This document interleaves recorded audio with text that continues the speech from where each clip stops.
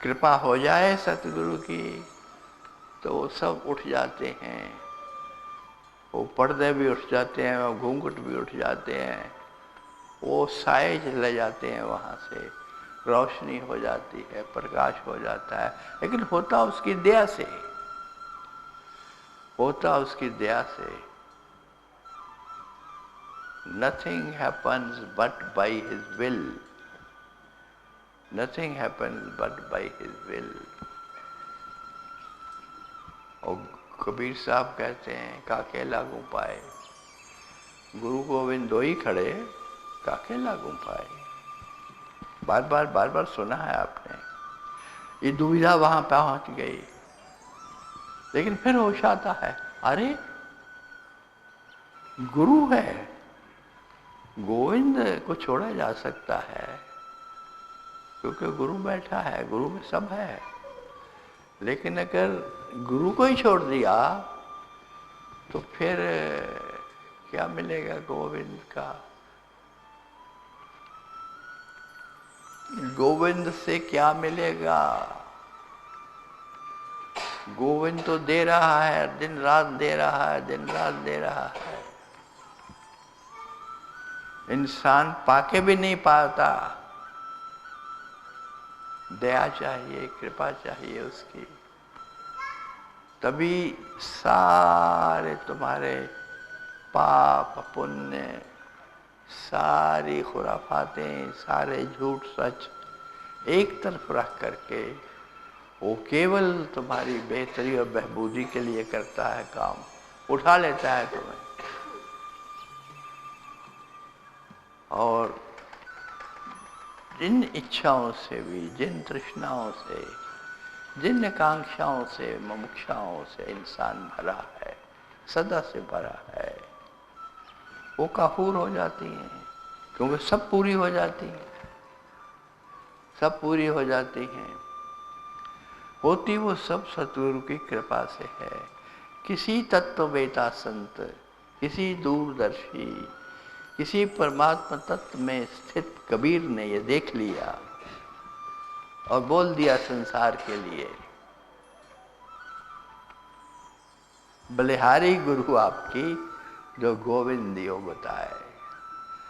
बलिहारी गुरु की करता है, बलिहार गुरु पे जाता है कि यहाँ तक पहुँचाने वाला, यहाँ तक लेने वाला, इसके ये जो गुरु है इसने दर्शन कराए हैं, यही तो लेके आओ। इस गोविंद को दिखाने वाला कौन है?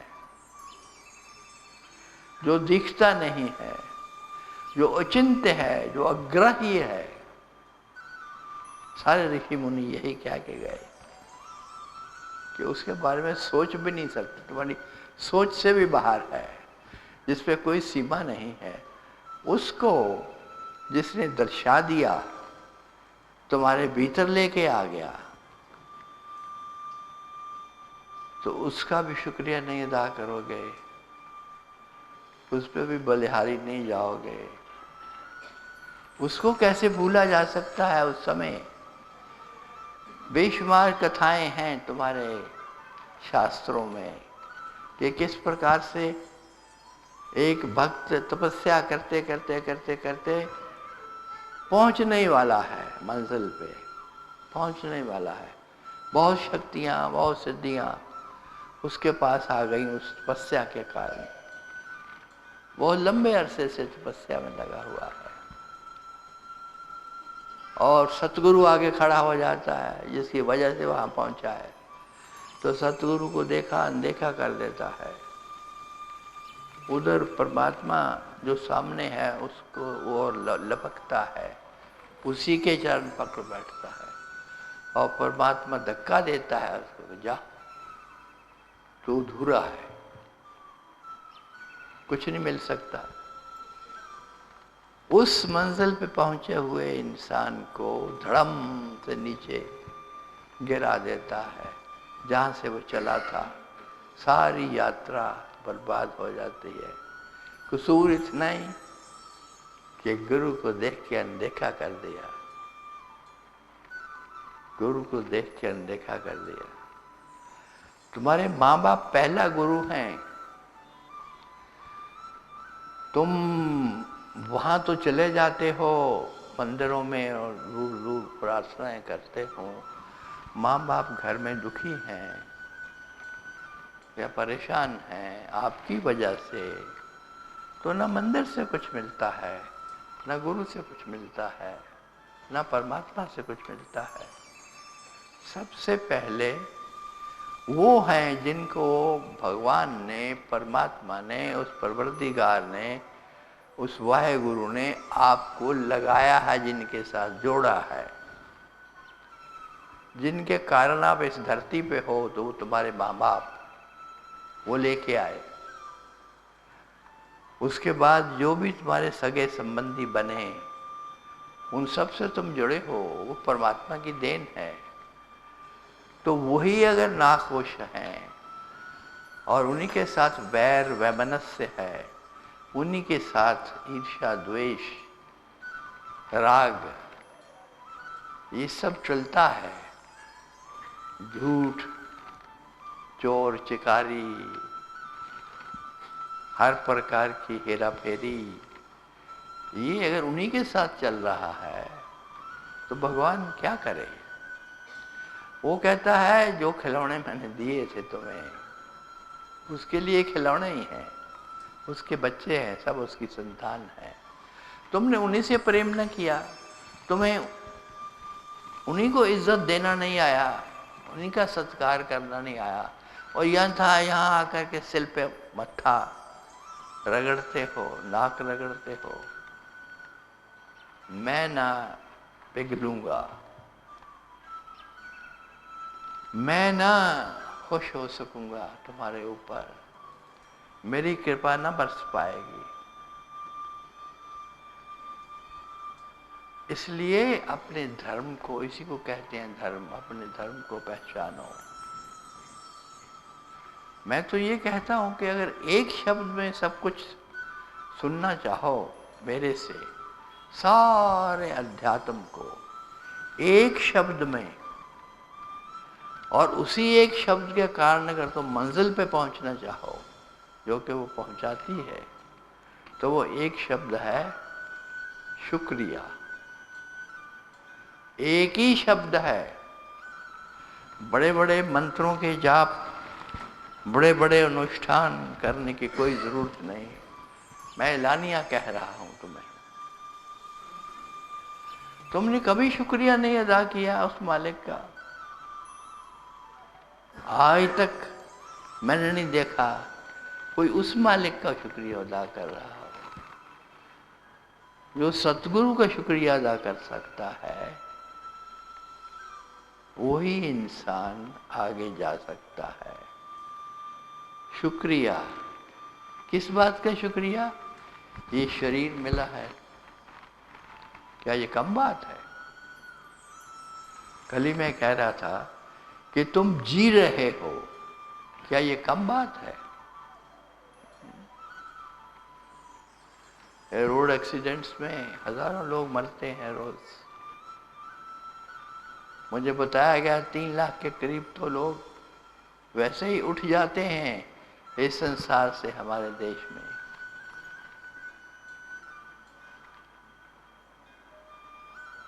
तीन लाख रोज, पर डे, और तुम जिंदा हो। कोई खास ही रिश्ता है तुम्हारा परमात्मा के साथ जो तुम्हें छोड़ दिया, उसका शुक्रिया नहीं अदा करोगे? हे प्रभु, तेरी अपार कृपा है, तेरी मेहरबानी है, तेरे कारण मैं यहाँ हूँ, तेरे कारण मैं श्वास ले रहा हूँ, आंखें देख रही हैं, कान सुन रहे हैं, पाँव चल रहे हैं, हाथ काम कर रहे हैं, हृदय धड़क रहा है, सब काम कर रहे हैं, किडनीज भी अपनी जगह काम कर रही हैं, सब तेरी मौज से हो रहा है।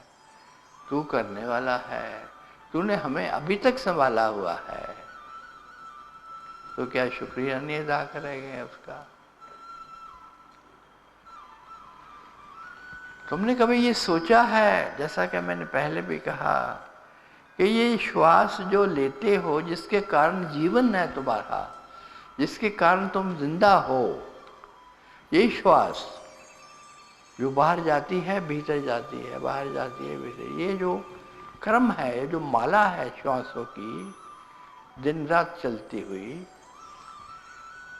इस माला के टूटते ही तुम्हारी सारी लीला समाप्त हो जाती है। ये कितना बड़ा है ये श्वास का तुम्हारे जीवन में बसना। इस श्वास को कभी देखा किसी ने? सूक्ष्म है ना, वो जताती है कि मैंने आपका यह काम कर रहा हूं, मैंने खड़ा कर रखा है।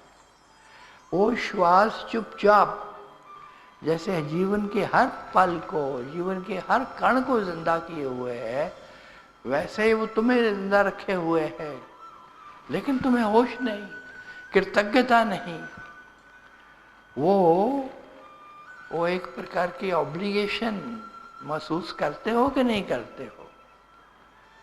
जब बीमार हो जाता है आदमी, तो उसी आदमी को हॉस्पिटल में लिटा करके ये श्वास की बोतलें चढ़ाई जाती हैं, श्वास की बोतलें चढ़ाई जाती हैं। अभी वो उस दिन कह रहे थे कि महाराज जी 50 लाख से ऊपर पैसा लग गया केवल गैस पे, ये श्वास देने के लिए। सांस बंद हो गया तो समाप्त है। लेकिन डॉक्टरों ने जद्दोजहद करके वो श्वास फूंका, भीतर फूंका मशीनों ने, और तो वो आज जिंदा है, लेटा हुआ है बिस्तर पे, अभी भी हॉस्पिटल में है, लेकिन श्वास चल रहा है। और इतना पैसा दे रहे हैं वो लोग, तब पता लगता है ना कीमत इसकी श्वास की। एक श्वास की क्या कीमत है, और तुम फ्री में सारे दुनिया का श्वास लिए जा रहे हो। यहाँ से इंग्लैंड चले जाओ, यहाँ से साउथ अरेबिया चले जाओ, यहाँ से अफ्रीका चले जाओ, अमेरिका चले जाओ, तो भी वो श्वास तुम्हें मिलती रहती है, जिसका तुम एक पैसा भी नहीं देते किसी को, फ्री में है। वो प्रभु बहुत दयाल है, वो मालिक दयालता ही दयालता लिए हुए है अपनी कायनात के लिए, और वो पल पल तुम्हें सहार रहा है, संभाल रहा है, देख रहा है, पोषण कर रहा है, तुम्हारा पालना कर रहा है। लेकिन शुक्रिया का एक शब्द भी नहीं निकलता। तो मौज में हो, you take all these things for granted, you think ये तो तुम्हारा हक है, ये तो तुम्हारा जन्म सिद्ध अधिकार है। लेकिन ये पता नहीं कि दूसरे की खैरात पे पल रहे हो, कुछ अपना नहीं है, सब उसका है। ये मज्जा, मांस, हड्डी, ये भी उसकी है, जब चाहे ले जाए। ये श्वास भी उसी की दी हुई है, ताकि तुम जिंदा रह सको। श्वास भीतर बाहर जाती है, तो कम से कम शुक्रिया से भरे रहो। हमने ये बहुतों के पे प्रयोग किया, जो लोग जल्दी से पाना चाहते हैं उस परमात्मा को, उनको एक ही शब्द दिया, शुक्रिया शुक्रिया शुक्रिया शुक्रिया। तुम देखो करके, दिनों में तुम्हारा जीवन बदल जाएगा। बच्चा छोटा है, उसने भी कुछ किया है तुम्हारे लिए, उसका भी शुक्रिया अदा करो। बड़ा है, उसका भी अदा करो। माँ बाप है, दूसरे हैं, दुश्मन है तुम्हारा, उसका भी शुक्रिया अदा करो। वो भी कुछ ना कुछ कर रहा है, तुम्हारे लिए कर रहा है। अगर वो गड्ढा खोद रहा है ताकि तुम्हें गिराया जा सके उसमें, तो वो तुम्हारे लिए काम कर रहा है। दुश्मन भी प्यारा है, उसका भी शुक्रिया अदा करो। हमने तो बार बार कहा है कि सुबह उठ करके सबसे पहले उनको याद किया करो जिनके साथ दुश्मनी है, और उनका शुक्रिया अदा किया करो हृदय से, ऊपर ऊपर से नहीं, हृदय से। जिनसे भी नफरत है, जिनके साथ भी तुम्हारी गलती नहीं है, बनती नहीं है, बिगड़ी हुई है, जो तुम्हारे दुख का कारण है, दुख का कारण वो नहीं है, ये जहालत है कि तुम समझते हो ऐसा कि दुख के कारण वो है ना। दुख उनसे नहीं आता है, किसी दुश्मन से, किसी वैरी से, जो यहाँ आप सोचते होंगे